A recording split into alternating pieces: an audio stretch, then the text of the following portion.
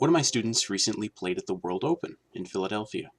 His name's Milo, and right before the tournament started, his rating rose above 1600, which meant that at the World Open he had to play in the under 1800 section instead of the under 1600, which meant his opponents were significantly tougher.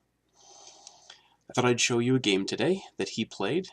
He had the white pieces, and his opponent had black. I don't know what his opponent's rating was, but the opponent's name, his last name anyway, was Leclerc. Milo played d4, d5, c4, c6, and this is an opening known as the Slav, e3. Okay, I don't think there's anything particularly wrong with e2, e3 here, but I think it's kind of abnormal because white doesn't have to play quite so passively. White can make a knight developing move to c3 or to f3. And there may be some variation in which white wants to move his pawn from e2 all the way to e4 in one move. And if he plays e3 to begin with, he's not going to be able to save a move like that. I think Milo might have been worried about black capturing on c4. But typically in openings like this one, when black does that, white gets significant compensation for the pawn even if he can't recapture it. And that's because the black pawn on d5 has the responsibility of controlling the e4 square. And once that pawn moves away to the c4 square, white ends up with a lot more control of e4, active piece play in the center, and should have compensation for the pawn. c6, e3 from Milo. This move is fine. I think if Milo wants a way to avoid d takes c4, maybe he can try using a variation I've been using recently. Knight to f3, and after black continues with knight f6, the move queen c2. It protects the pawn on c4, so if black captures there, white will be able to recapture immediately and won't have to worry about how he's going to get his pawn back. And it has the benefit of stopping the black light squared bishop from using the f5 square, at least without assistance. Alright, but Milo instead played e3. His opponent played knight f6. Milo played knight c3 and a6. And this is a move that looks kind of absurd if you haven't seen it before. But I think it's, take this with a grain of salt because I don't know that much about openings. But I think this kind of move is normal in the Slav.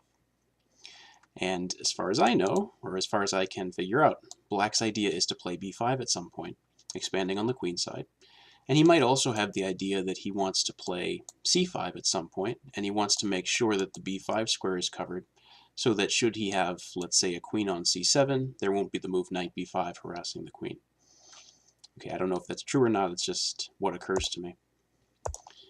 His opponent played a6, Milo played knight f3, developing another piece, that's good. And black played bishop to f5. Okay, and this is what one thing that black likes to do in the Slav. Take control of this light squared diagonal with his light squared bishop without blocking that bishop in with the move e6. Milo played bishop e2 and may have been following my advice in doing so because I've told him that when you have more space, typically you want to avoid piece trades. Unfortunately, though, of course, it's not true 100% of the time. Like so many chess rules, it has many exceptions. And those exceptions include times when not trading pieces leaves your opponent with a better piece than yours. Here, by playing bishop to e2, instead of bishop to d3, Milo allows this pretty strong light squared bishop to continue to exist on f5. And that bishop is, in my opinion, a much better piece than this bishop on e2. So this is a time when he shouldn't have avoided the trade, should just have put his bishop on d3. On the more active square, allow the trade. And if these two light squared bishops get traded, especially if black initiates it, white's queen's going to end up on the d3 square, controlling these light squared diagonals. So Milo played bishop e2. His opponent played d takes c4, and after bishop takes c4, played b5. Milo retreated to e2, which I think is a mistake for the same reason. You should probably put the bishop on d3 and offer a trade for the bishop on f5. Another reason, by the way, to put the bishop on d3 and offer a trade is that white would like to control the e4 square. There may be a point in time in the future when white wants to play the move e3 to e4, expanding in the center. But that's going to be really hard to do if this bishop on f5 is unopposed on its diagonal. Milo played bishop to e2, his opponent played e6, and Milo played a3. This is not a move I like very much. Well, it's the beginning of a strategic idea that's interesting, but part of the reason he played it is probably that he was worried about the move b4, which would displace the knight on c3. But as I've said in the past, the move castle kingside is very often either the best or second best move if it's legal. So I think white should have castled here. And I don't think you have much to fear from the move b4, because the knight can go to a4, and later to this outpost on c5. Milo, though, played a3. His opponent played bishop e7, and he played b4. And this is an idea that's very interesting strategically, but maybe not so hot tactically. White's idea, I think, is to create a lot of pressure against this c5 square, so that black's c6 pawn, which is backwards on a half-open file, is fixed in place. With that pawn fixed on c6, Milo can pile up his pieces against it and hopefully eventually win it. The problem with the move is that black can immediately play a5. And now white doesn't have any way to defend the b4 square. He can't play rook to b1, because that's covered by the bishop on f5. Queen b3 doesn't help, because black would just take on b4, and white cannot recapture with his a-pawn because of the pin along the a-file. Pardon me, a5. So white would be, and white can't even play knight to a2 to guard b4, because after a takes b4, let's just show that, a takes b4, a takes b4. There's actually bishop takes b4 check. And again, there's a pin on the a-file, knight takes b4, rook takes a1. So the b4 square cannot be adequately defended by white, which means he'd be forced to take on a5. Black would retake with something, probably the queen. And now, in exchange for his weakness on c6, black has a weakness to focus on a3, and in fact already has 3 pieces lined up against it. So Milo's idea is very interesting strategically, just doesn't work out tactically in my opinion. Black castles, white plays bishop b2, and black plays h6, castle kingside, knight bd7, rook e1. Okay, this move is a little bit questionable, but I think Milo's idea is he wanted to support the move e4, and he was thinking that he ought not trade off this bishop on e2. So maybe he was planning to put the bishop on f1, play e4 at some point, taking more space in the center, and doing so with tempo because there's a bishop on f5. Black played a5 finally, but now there is the move queen b3 defending e4, because if black captures on b4, turns out there was no more pin on the a-file. The a1 rook is pretty well defended. Milo's opponents played a4. And this looks like a pretty serious mistake to me. Black has a couple sources of counterplay here. White's play is along the c-file against this backwards c-pawn. And black's 2 instances of counterplay are to open the queen side with a takes b4 and to play e5.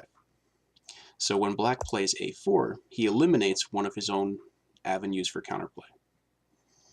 Milo retreats his queen to d1, black plays queen c7, and rook c1 puts the rook on the same file as the queen, which is typically useful, but the white rook wants to be on the c-file anyway, so it can target this c6 pawn and further defend the c5 square. Queen b7, and now Milo plays bishop d3. So he had two opportunities very early in the game to play bishop d3 and didn't, and I think by this point in the game he had realized that this bishop on f5 is just a little bit too strong. So, I mean, it's too bad that it took this long, but better late than never. I'm glad he was willing to sort of admit a mistake and get the bishops traded off after all. Black played bishop takes d3, and after queen takes d3, you can already see that white has a lot of control over e4, and he'll be able to play e4 pretty much at his leisure now. There's another important thing to point out, which is that when the bishops, just sort of a general point, when the bishops of a certain color leave the board, typically the queens take up responsibility for controlling the diagonals of that color. There are no more light squared bishops, so now it's appropriate for the white queen to be staring out across these diagonals. The reason that's not true before the bishops get traded is that the queens, if they're sitting on those diagonals, can be harassed by those bishops. So they only take up responsibility for that kind of thing once the bishops get traded. Black played rook a8. Milo got his queen off of the d-file with queen c2 and put even more pressure indirectly against c6. Knight to b6. Black hopes to make use of his outposts. Knight d2. And Milo's kind of doing the same thing. These white knights are now prepared to head to e4 and then land on the c5 outpost. So I think both players are playing reasonably here. Queen c8, b8 from black, and Milo played knight c to e4. Rook c8 puts the rook on the same file as the queen, and Milo finds a really nice way to handle that here. I think this is actually a very strong idea. Milo trades on f6, knight takes f6, bishop takes f6, and then plays queen e4. So that gets the queen off of the file of the black rook, and it immediately threatens... Let's make this work. Well, okay. It immediately threatens this c6 pawn. White might play rook takes c6. On top of that, Milo's going to move his queen away to make the e4 square once again available for his d2 knight or his e3 pawn. He's going to put it on a pretty nice square. After knight d5, Milo played queen f3. This really seems like a strong idea to me strategically. Again, the white queen has to take up the responsibility for controlling light squared diagonals, because white and black no longer have light squared bishops. And Milo, by maneuvering his queen from c2 to f3, has put that queen on an important light square where it's not going to be attacked by a minor piece or by a rook, and from which it's putting pressure on c6. Very strong, I think. Okay, black plays e5 here, which is a bit of a mistake. If you look at this position, white has some decent pieces. The queen on f3 is very good. The knight's going to come to e4 and be pretty good there, or on c5. The rook on c1 is putting pressure on c6 and is a nice piece. The rook on e1 can be activated later, but white has a bad piece, and that's this bishop on b2. Many white pawns are on dark squares, and this bishop is stuck behind them. So until it gets freed in some way, it's not a very good piece for white.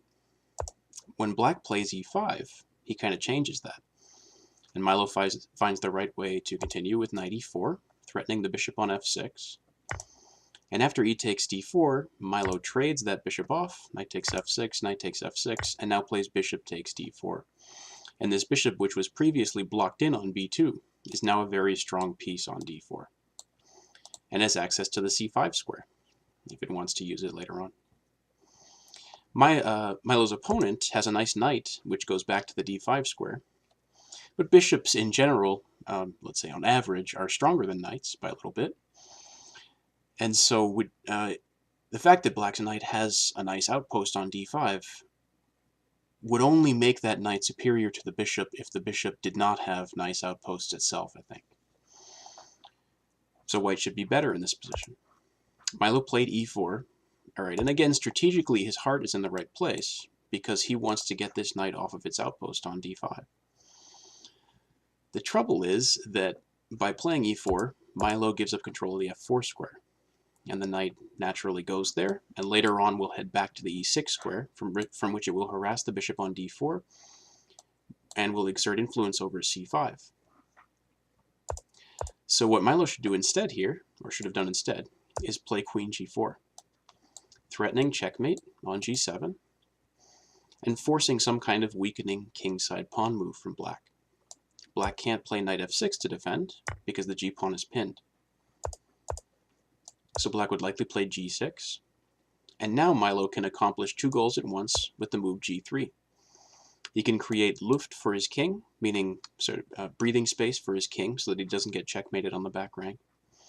And he can guard the f4 square again, so that when he plays e4 later, there's no knight f4.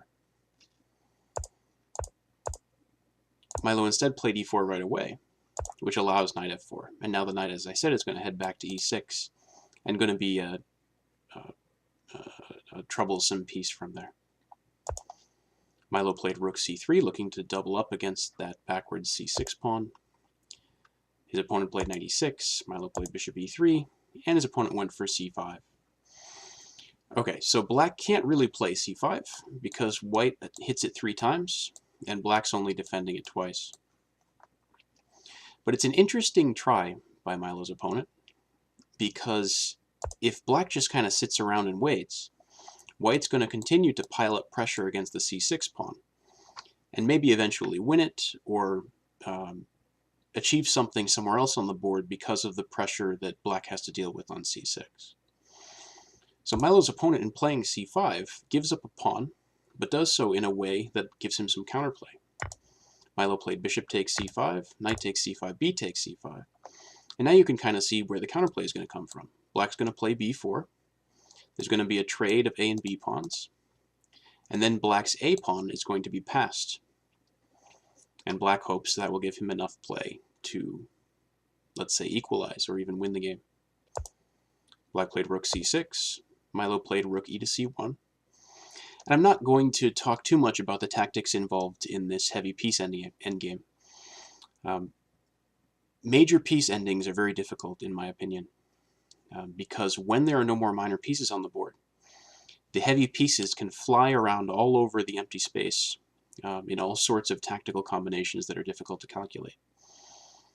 So I'm not going to try to calculate them. I'm going to maybe point out 1 or 2 places where Milo could have improved. Black plays rook f to c8, and Milo played queen to d3. Okay, and he realized a few moves later that his king was kind of in trouble on the back rank. So maybe now was a good time to play the move g3, again creating breathing room for the king, so that were there ever a capture on c5, Milo wouldn't have to worry as much about abandoning his back rank in order to recapture. Instead he played queen d3, black went for his counterplay with b4, and after a takes b4, queen takes b4, you can now see that black hopes to move his a-pawn all the way to a1. Queen c4 from Milo. This is a difficult thing to find, but I think superior was to play rook to b1, threatening the queen, and then after the queen moves back to a5, to play rook b5. And that way, white is defending the c5 pawn with both rooks, and using his queen and rook to stop the move a3. Instead, Milo played queen c4, and after queen a5, played queen d4. Black gets his pawn rolling with a3. White realizes he needs Luft, or he's going to get checkmated. For example, I could have done it here. I haven't actually calculated all this stuff, but at some point there may be a capture on c5, and when a white rook takes back, black, well anyway, at some point there may be this move queen e1, which would be checkmate. So white needs some space for his king, but unfortunately in making that space he ends up giving black another move with which to advance his a-pawn. Black plays a2, rook 3 to c2 attacks the a-pawn and guards the a1 square a second time so that black can't promote. Unfortunately though, white's pieces are overworked. black is both threatening this c5 pawn and threatening to queen. And he can take advantage of that with rook takes c5. Milo played rook takes c5. His opponent played rook takes c5. And here's an example of when rook takes c5 would allow queen to e1 checkmate.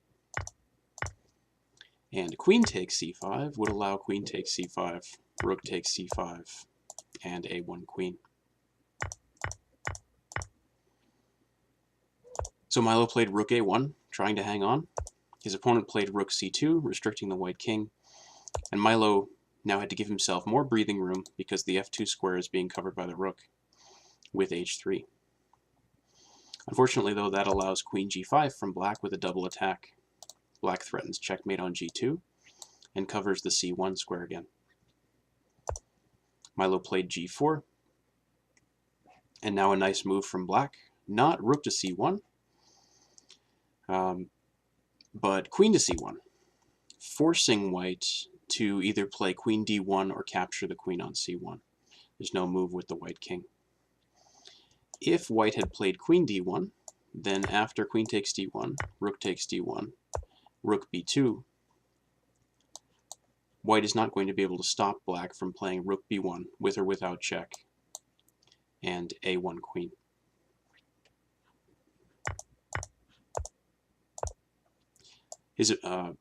Milo played rook takes c1 instead, but now after rook takes c1 check, king g2, there's a1 queen, and white's in big trouble. Queen e3, queen c3. Milo correctly here avoids the trade of queens because he is down a lot of material, and the endgame against the rook is hopeless. So he keeps the queens on the board with queen e3, and after queen c3 does so again with queen a7. Unfortunately, though, black plays rook c2 check, and after king g3 plays g5, covering f4 and h4, and with the rook guarding all of the squares behind the white king, white is threatened with queen to e1, which would lead to checkmate, as well as queen to e5. So it's all over here, and Milo resigned. But it was a good performance on his part in the opening and middle game. Let's go back and take a look at the important parts. Yeah, so one thing is, Milo eventually realized that this bishop should have been on d3 and should have traded itself off for that bishop on f5. So he should have gone there immediately. Get another chance to do that here. This move a3 seems like a little bit of a waste. It's interesting when it goes with his strategic idea of b4, but I think he should just castle. b4 doesn't quite work here because of a5. And Milo finds bishop d3, eventually trading off the bishops. And later on, finds a nice maneuver with his queen to the f3 square. So I think Milo played pretty well. Unfortunately, he ended up in a major piece ending, and his opponent outperformed him. But a good performance by Milo overall, I think. He didn't have a great result in the tournament, but he tells me he had fun. That's important. And I think that's it. So I will see you soon. Take care.